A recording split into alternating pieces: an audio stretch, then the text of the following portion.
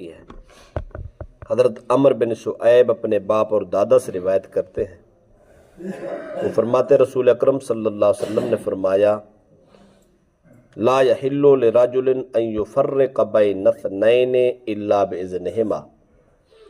تاجدار کنا صلی اللہ علیہ وسلم نے فرمایا کسی شخص کے لیے جائز نہیں کہ وہ دو بیٹھے ہوئے لوگوں کے درمیان میں تفریق کر دے، یعنی دو آدمی بیٹھے تھے، قریب قریب بیٹھے تھے، تیسرا آدمی آیا،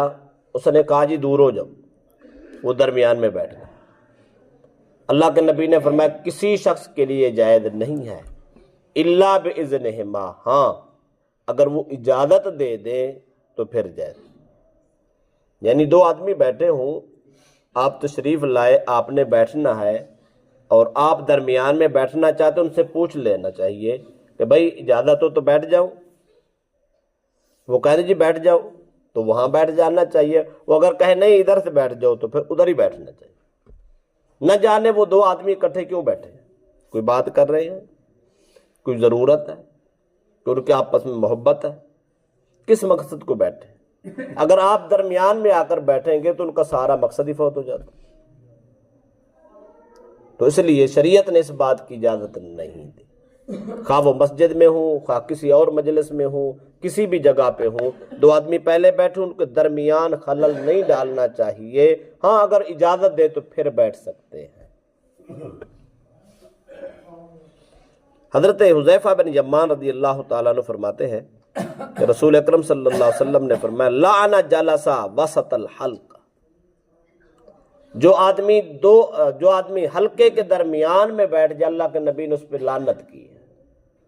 حلقہ کہتے ہیں کہ ایک دائرہ بنا ہوا تھا، 10 20 50 آدمی بیٹھے تھے، ایک آدمی چل کے آیا درمیان میں بیٹھا،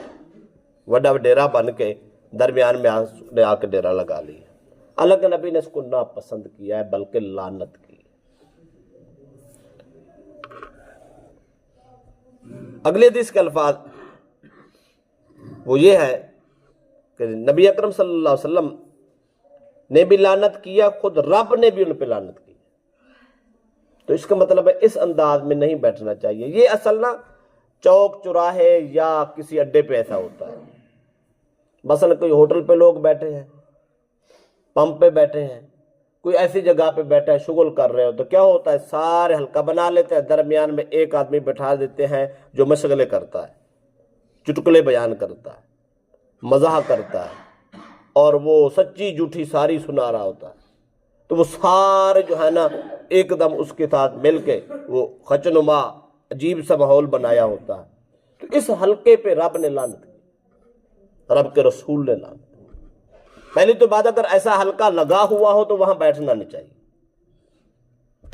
اگر آپ بیٹھے تھے ایسا حلقہ بن گیا، یہ شرارتیں شروع ہو گئیں، تو بہتر ہے کہ اس لعنت سے بچتے ہوئے آہستہ آہستہ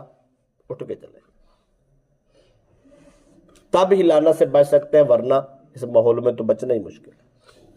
حضرت ابو سعید خدری رضی اللہ عنہ روایت کرتے ہیں، فرماتے ہیں میں نے رسول اکرم صلی اللہ علیہ وسلم کو فرماتے سنا، آپ نے فرمایا خیر المجالس اوسعھا، سب سے بہترین مجلس وہ ہے جو وسیع ہو۔ تنگ جگہ پہ پروگرام نہیں کرنا چاہیے، کوشش کر کے جس نے محفل کرنی ہے، پروگرام کرنا ہے، بیٹھک کرنی ہے، میٹنگ کرنی ہے، کوشش کر کے وسیع جگہ پہ کرے تاکہ لوگ آسانی سے بیٹھ سکیں اور وسعت کے ساتھ بیٹھ سکیں۔ یہ سب سے بہترین مجلس ہے۔ جناب ابو ہریرہ رضی اللہ عنہ سے روایت ہے، آپ فرماتے ہیں کہ جو شخص مجلس کے درمیان میں بیٹھ جائے فَقَصُرَ فِيهِ لَغَتُهُ، اور اس مجلس میں لغویات کثرت سے ہونے لگے، فرمایا فَقَالَ قَبْلَ أَن يَقُومَ مِن مَجْلِسِهِ ذَلِكَ، اس مجلس سے بیٹھنے سے پہلے اس کو کیا کرنا چاہیے، یعنی ایسی مجلسی، بےہودہ مجلسی، شغل میلے کی مجلسی، فحاشی اور یعنی کی مجلسی، کہہ کی مجلسی، ایسے ہی جھوٹی سچی کی محفل لگی تھی، آپ بیٹھ گئے۔ اب جب محفل ختم ہونے لگی، وہ مجلس ختم ہونے لگی، تو پھر ضروری ہے کہ آپ یہ کام کریں، کیا؟ فرمایا سبحانک اللہم، یہ پڑھیں اے اللہ تو ہی پاک ہے، وبحمدک، ساری تعریفیں تیری ہیں، اشہد ان لا الہ الا اللہ الا انت، اے اللہ تیرے سوا کوئی عبادت کے لائق نہیں، استغفرک واتوب الیک، یا اللہ میں تجھ سے معافی مانگتا ہوں، توبہ کرتا ہوں، جو کچھ یہ کیا ہے سنا ہے، جو میں حصے دار رہا، میں معافی مانگتا ہوں، یا اللہ غلطی ہو، وہاں پہ قرار کرے، توبہ کرے، اللہ غفر لہ ما کان فی مجلس ہی ذالک، فرما اگر ایسا توبہ کر کے اٹھیں گے اللہ اس مجلس کے گناہ معاف کر دیں، اگر توبہ نہیں کریں گے تو نہ جانے کتنے گناہ سر پہ لاد کے آ جائیں۔ اور یہ اکثر ایسا ماحول مل جاتا ہے، کبھی خوشی سے، کبھی بغیر خوشی کے، کبھی جان کے کبھی انجانے بھی ہو جاتا ہے، ایسے بیٹھے بیٹھے بھی دو شغل پڑ جاتے ہیں اور ایسی ایسی بےہودہ کر جاتے ہیں جس کا حساب نہیں ہوتا۔ اٹھنے سے پہلے توبہ کر کے اٹھنا چاہیے تاکہ اس مجلس کا گناہ معاف ہو جائے۔ اگر توبہ نہیں کی ہے، حضرت عمر بن شعیب اپنے باپ اور دادا سے روایت کرتے ہیں، وہ فرماتے رسول اکرم صلی اللہ علیہ وسلم نے فرمایا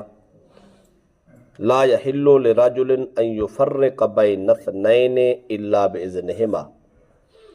تاجدار کنا صلی اللہ علیہ وسلم نے فرمایا کسی شخص کے لیے جائز نہیں کہ وہ دو بیٹھے ہوئے لوگوں کے درمیان میں تفریق کر دے، یعنی دو آدمی بیٹھے تھے، قریب قریب بیٹھے تھے، تیسرا آدمی آیا، اس نے کہا جی دور ہو جاؤ، وہ درمیان میں بیٹھ گیا۔ اللہ کے نبی نے فرمایا کسی شخص کے لیے جائز نہیں ہے الا باذنہما، ہاں اگر وہ اجازت دے دیں تو پھر جائز،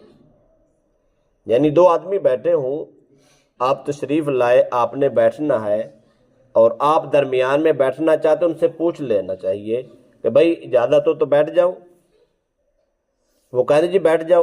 تو وہاں بیٹھ جانا چاہیے، وہ اگر کہے نہیں ادھر سے بیٹھ جاؤ تو پھر ادھر ہی بیٹھنا چاہیے، نہ جانے وہ دو آدمی اکٹھے کیوں بیٹھے، کوئی بات